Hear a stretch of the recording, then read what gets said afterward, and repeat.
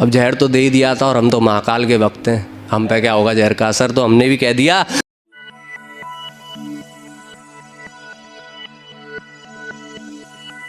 कि मैं महाकाल के मंदिर जाता था वो पीछे से आती थी, मैं महाकाल के मंदिर जाता था वो पीछे से आती थी, लेकर पंडित जी से चंदन वो मेरे तिलक लगाती थी। मैं था उसका शहजादा और वो मेरी शहजादी थी। होठों से कभी कुछ कहा नहीं, आंखों से सब कुछ कह जाती थी। अपने मन की हर एक बात किसी और से ज़्यादा वो मुझे बताती थी। मैं था उसका शहजादा और वो मेरी शहजादी थी। आया एक दिन ऐसा मैं उससे दूर हो गया, मेरा ये प्यारा दिल उसके बिन मजबूर हो गया।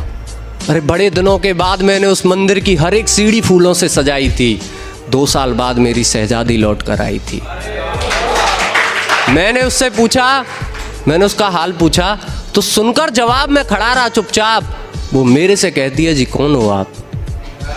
उसने मुझे ऐसी बात बताई थी, उसने मुझे ऐसी बात बताई थी, वो यहाँ पर अपनी शादी का कार्ड देने आई थी।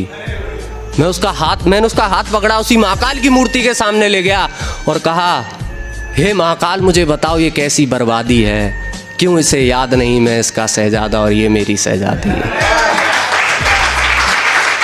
उसने कहा, तुम इश्क करो मुझसे, इतनी तुम्हारी औकात नहीं, चले जाओ मेरी नज़रों के सामने से, तुम्हारा ये चेहरा मुझे याद नहीं।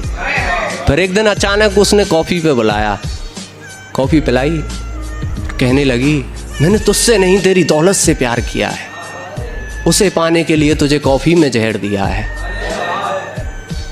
उसने कहा, तू रोड साइड भिखारी है, तेरी औकात नहीं है अब प्यार करने की।